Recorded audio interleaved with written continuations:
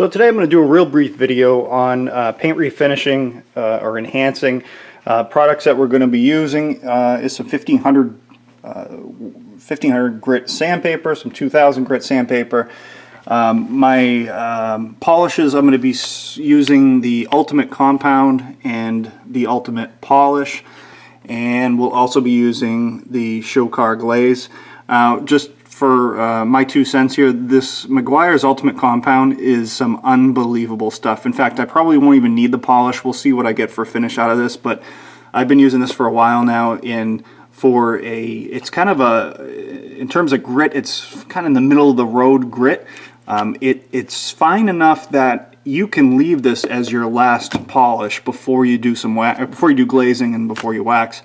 But it's just a perfect mix of taking enough material away to really flatten out a paint, but without leaving harsh swirl marks. So I really recommend, if you're going to just do if you only have time or the patience to do a one-step buff process, Ultimate Compound is like absolutely the best single trick pony that does everything. The car we're working on today is my Maserati Grand Sport.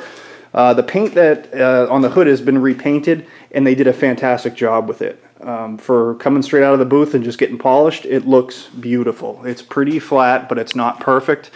It is pretty much free of any real imperfections. There's no fisheye, though. There's no nothing. It looks like it was painted in a place that was a little bit too warm at the time. There's some slight, I don't know if the camera would ever pick that up, little dimples in there where the paint dried faster than it should have.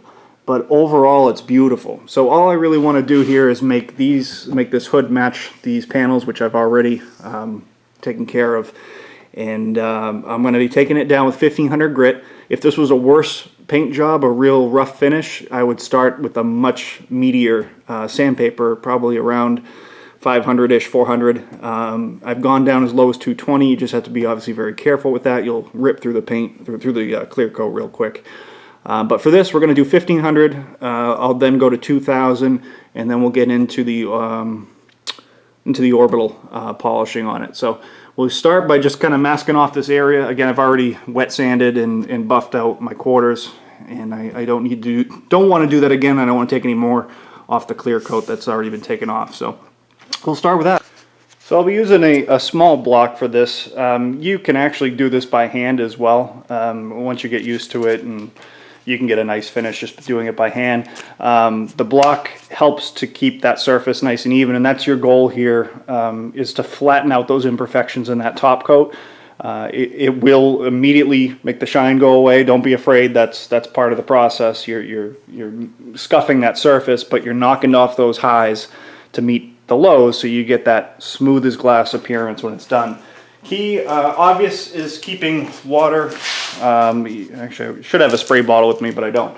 But keeping plenty of water on the surface that you're working with, and you're not applying pressure. Very, very little pressure, I should say. And the only other thing you want to be mindful of is listening. If you hear anything between your sandpaper and the finish of the car, it will happen. There'll be dust and little pieces of things that can get in there. You want to make sure you stop, clean your pad off, wipe the surface of the car down, and get that out of the way, because that can, cause some scarring and grooving that we don't want to have happen. So I'm going to finish. I got to mask this off, and we'll get to wet sanding.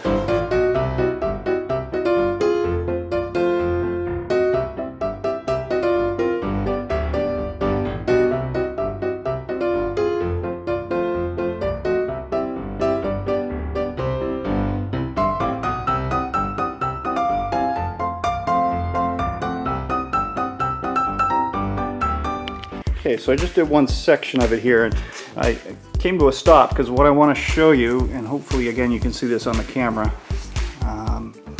what I want to show you is, let me get the right angle here.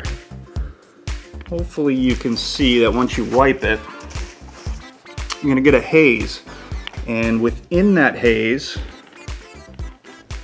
you're going to see highs and lows. So your highs are the part that does not have a shine to it, but if you see any shine in between that, those are still your low spots, which mean I need to continue to continue to work this until those shiny areas kind of disappear. All right, so that's done. The 1500 grit's done, and now we're gonna be moving on to wet sand with 2000 grit, and this will be my final step on the sandpaper before we start to cut it with some of that polish.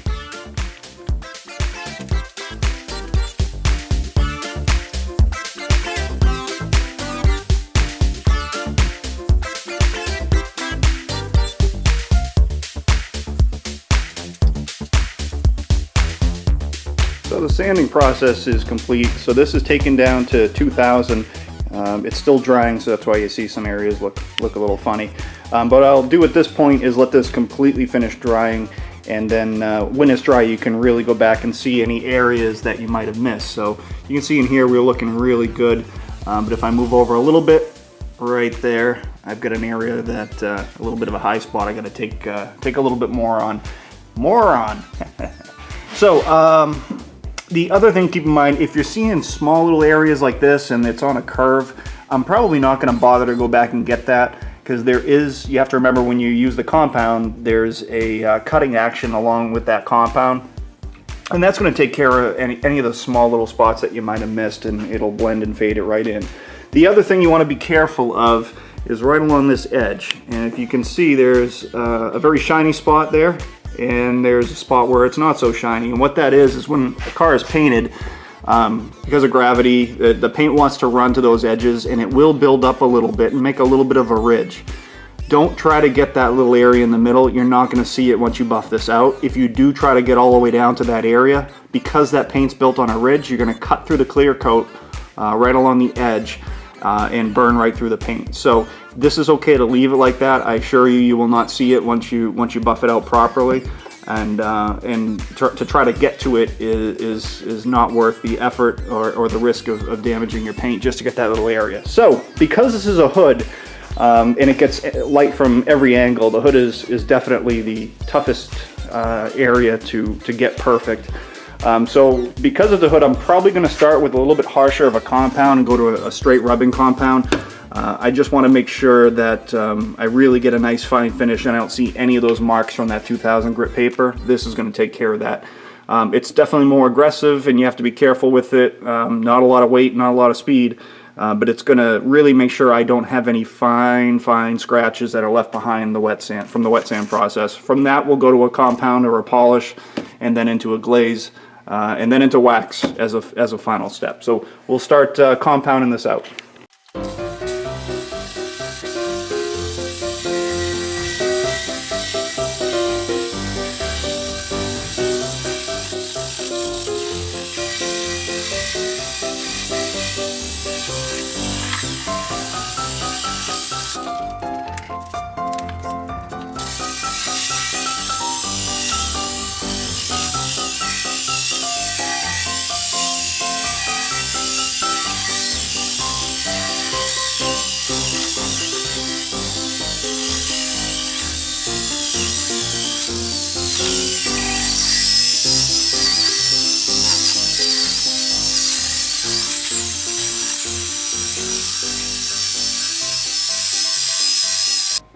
So as you can see, after that first stage of the rubbing compound, it should look a little bit like a bad Mako paint job or a car that's been sitting out in the sun too long. So we gave it a little bit of a shine, but it's still very hazy, and that's what it's supposed to be.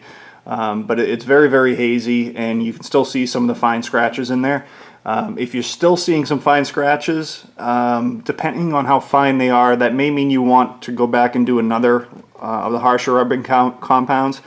What I'm seeing is very fine scratches, so I'm okay to continue to move to a little less harsh compound. So I'm going to finish up the other side of this car with the harsh stuff, and then we'll grab some of that ultimate compound and hit it with that. And that's when you really start to see the real show car glaze kind of come through. So what you're seeing now is the result of one course of the rubbing compound, and I polished it twice with Meguiar's Ultimate, and then I did go and add a coat of wax to it as well. So hopefully the camera can pick this up the reflection is for a silver car. It's not a dark color, so to get that kind of a reflection is pretty impressive. Paint laid nice and flat now. We've cut down on any of that orange peel effect. Hopefully that can be seen in the reflection through the window there. Just gorgeous paint, honestly, worthy of the car. So that's pretty much it. It's a lot of work even with an orbital buffer. Don't think that this is going to be a quick thing, but you're taking the paint right down to, you know, a flat finish, and you're turning it into a show car finish. So it's worth the effort, and don't get discouraged if you ended up with still some fine scratches or hazing. Just go back at it again with another round on the wheel, and it will come back to you with some time and some effort. Keep that wheel moving at all times. Don't sit in one area. Heat is not your friend. Friction is, but not so much that it creates heat. And you really, you know, you can't really go wrong. So as always, if you have any questions, comments, criticisms, please throw them down in the comment section. And I do very much appreciate you watching. If you like this type of video and you learn something, please consider hitting the like and subscribe button. I would very much appreciate it. And otherwise, good luck with your cars. Have a great day.